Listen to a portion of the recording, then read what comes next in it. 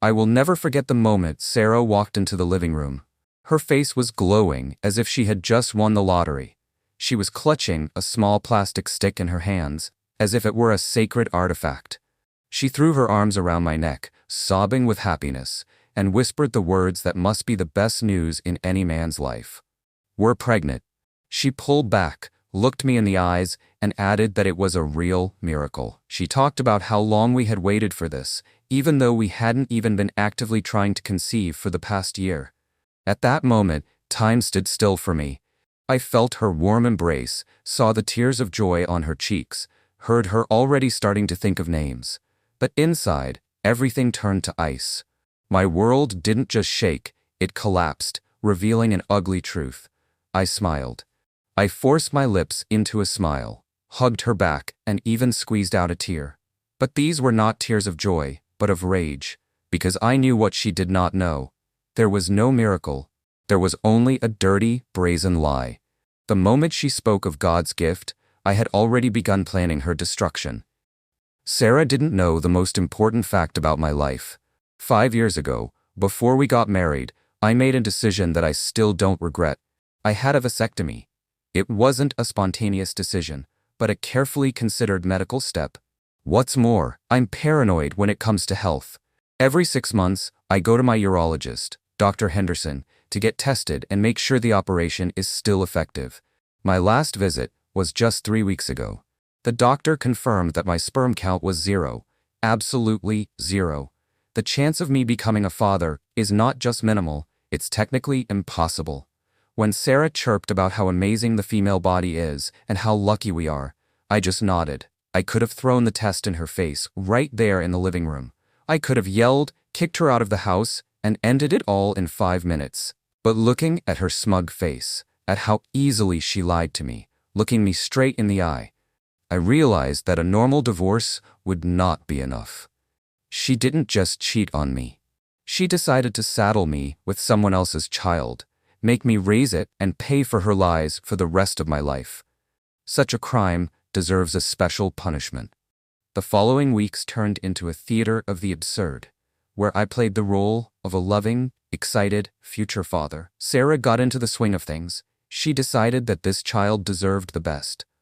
Planning began for a so-called baby shower, a party in honor of the future child, and my wife's appetites grew with each passing day. She didn't want to just sit in the backyard with a barbecue. Oh no. She needed a banquet hall at the best country club in our state. She needed florists, seafood catering, live music, and a photo booth that cost my monthly salary. Normally, I would have argued. I had always been the voice of reason when it came to our finances. But this time I said, "Of course, dear. You deserve it." I saw her eyes widen in surprise, then change to triumph. She thought she had finally subjugated me. I saw it as an investment. The higher she flew, the harder she would fall. I signed the checks, smiling at the cashiers. I approved the guest list, which had ballooned to 150 people. I wanted everyone there. All her friends, colleagues, our neighbors, her parents. I needed an audience. While Sarah was choosing napkin colors and tasting cakes, I was conducting my own investigation. I needed to know who the real father was. It wouldn't change my decision, but I wanted to know the name of the man who helped destroy my marriage. I didn't hire a private investigator. There was no need. Sarah had become careless. She thought I was a blind idiot who was too busy assembling a cot. I got access to her call details through our shared family plan. There was one number, a number that appeared suspiciously often, especially during the hours when she was supposedly at yoga or working late. I ran the number through a simple online service. The name popped up on the screen, and I almost threw up at the banality of the situation. Brad, her corporate mentor. The very guy she spoke of with contempt, calling him a bore.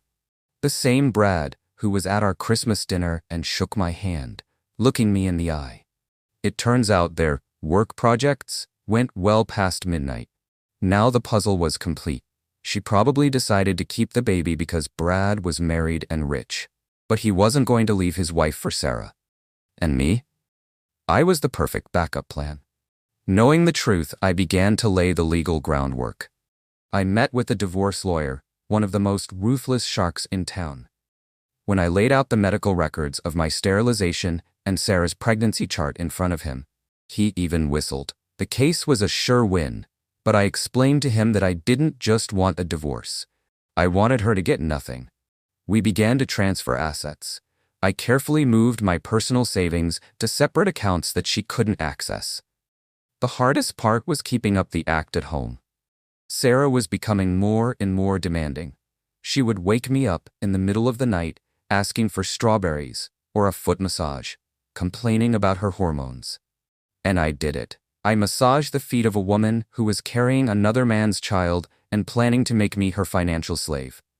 Inside, I was boiling, but I reminded myself, it won't be long now.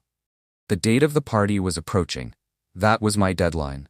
I also made sure that all contracts with the restaurant and organizers were drawn up in such a way that in case of cancellation or non-payment, the debts would be charged to her credit card, the limit of which I had kindly increased the day before. The situation came to a head when her parents arrived. My mother-in-law had always disliked me, believing that Sarah deserved someone more successful, like Brad. Now that her daughter was pregnant with a miracle baby, my mother-in-law had changed her anger to mercy, but that mercy was laced with poison. She constantly hinted that I would now have to work twice as hard. "The child needs the best education, Jason," she said at dinner, poking me with her fork. "I hope you're ready to sell your motorbike and forget about your hobbies." My father-in-law, a silent man, simply patted me on the shoulder and said, "Now you're in for it, son." He had no idea how right he was. They discussed remodeling our house, assuming that my study would become a nursery. Sarah sat at the head of the table, beaming like a queen. She basked in the attention. They discussed genetics, wondering whose eyes the baby would have. "I hope Serena's," said my mother-in-law. "She has such a beautiful blue hue." I almost laughed out loud. Brad had brown eyes. I had green eyes. Genetics was going to play a cruel joke on them, but I was going to beat nature to the punch. The day of the party arrived. The country club looked magnificent. There were white and gold balloons everywhere, huge floral arches and tables laden with delicacies. Sarah looked stunning in her expensive maternity dress that accentuated her belly. The guests began to arrive. I stood at the entrance, shaking hands and accepting congratulations. "You'll be a great dad." "Congratulations, man." Each congratulation was like a slap in the face, but I held my ground. Among the guests, I saw Brad. Yes, she had the audacity to invite him. He came with his wife, looking a little nervous but trying to appear confident. Sarah's audacity knew no bounds. Inviting the biological father to a party where I was supposed to play the role of a happy idiot was the height of cynicism. I walked up to Brad, shook his hand firmly and said, "I'm glad you could come. Today is going to be a special day." He turned pale, but forced a smile. I checked my jacket pocket. The flash drive was there. Copies of the medical reports were in my inside pocket. The stage was set. The party was in full swing. People were eating, drinking expensive champagne, which I had supposedly paid for, playing silly games like Guess the Belly Size. Sarah was the center of attention, sitting on a special throne and opening presents. Mountains of boxes, prams, expensive toys, clothes from brands I had never even heard of. She laughed, cried with emotion, thanked everyone for their support. "Jason and I are so happy," she repeated into the microphone every half hour. "This child is the fruit of our immense love." I stood in the shadows, by the bar, and watched. I was even a little scared by how calm I felt. It was the calm before the storm. I looked at her parents, who were proudly photographing their daughter. I looked at her friends, who were genuinely happy. I felt sorry for them. Most of these people were good people. They didn't deserve to witness the bloodbath I was about to unleash. But Sarah left me no choice. She turned our life into a public spectacle, so the finale had to be public too. I signaled to the DJ. The music stopped. It was time for toasts. I picked up the microphone. The room fell silent. All 150 pairs of eyes were fixed on me. Sarah smiled at me with her most tender smile, waving for more words of love and devotion. I began slowly. "Thank you all for coming today. My voice sounded firm, amplified by the speakers. Sarah has talked a lot today about miracles, about how important family, honesty, and love are, and I can't disagree with her. The birth of a child is truly a moment of truth. I paused, pacing the stage. We've been planning this party for months. Sarah wanted everything to be perfect, and I wanted the same thing. I wanted this day to be one we'd all remember forever. But there's one small detail, one nuance, that makes today's event truly unique. Historic, I would say. I saw Sarah's smile falter slightly. She sensed the change in my tone. Tension hung in the air.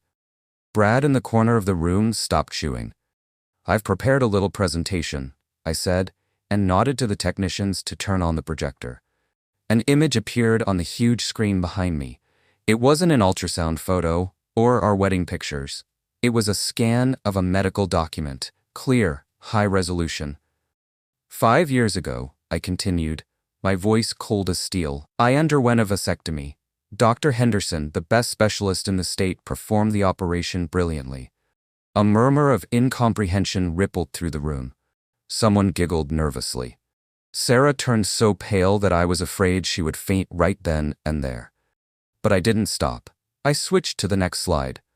"And this," I pointed to the screen, "are my test results for the last 3 years, including the test taken 3 weeks ago. Number of live sperm, 0. Probability of conception, 0%. I turned to Sarah, who was now staring at me in horror, her mouth open. The room fell silent. You could hear the air conditioning humming.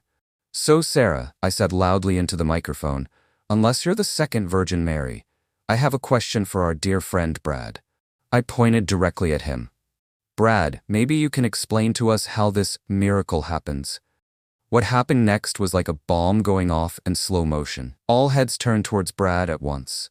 His wife, standing next to him, looked at him, then at me, then at Sarah. Realization dawned on her instantly. She slapped Brad so hard that the sound echoed throughout the room, and began to scream. Sarah burst into tears, covering her face with her hands.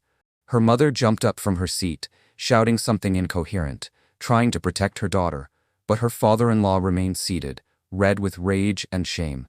The guests were in shock. Someone took out their phones and started filming. "Oh yes, this will end up on the internet." I put the microphone on the floor. The sound of the microphone hitting the floor was the final nail in the coffin. "The party's over," I said, now without amplification, but in the silence everyone heard me. "Sarah, the divorce papers will be with your solicitor on Monday. And by the way, you're paying for the banquet. I canceled my card this morning." I walked off the stage, past tables of untouched food, past shocked friends, past a ruined life that 5 minutes ago had seemed perfect. I left the club, got into my car, and took a deep breath for the first time in months. The air seemed sweet. I didn't feel sad, but incredibly relieved. Free. Of course, there were courts, shouting matches, and attempts to get everything back ahead of me, but I had already done the most important thing. I didn't let them make a fool of me. I rewrote the script she had prepared for me. A year has passed since then. The divorce is final. I kept my house and my money. Sarah lives with her parents. Brad is divorced and is trying to fight for custody of the child, but that's not my problem anymore. I sometimes rewatch the video from that party that one of my friends sent me. Cruel? Perhaps. But a lie is a debt, and sooner or later you have to pay it back with interest. I paid the price with my nerves. She paid with her reputation. What do you think? Did I go too far with the public exposure? Or did she get what she deserved? Write your opinion in the comments. I'm really interested in what you would have done in my place. And don't forget to subscribe to the channel and click on the bell so you don't miss any more stories.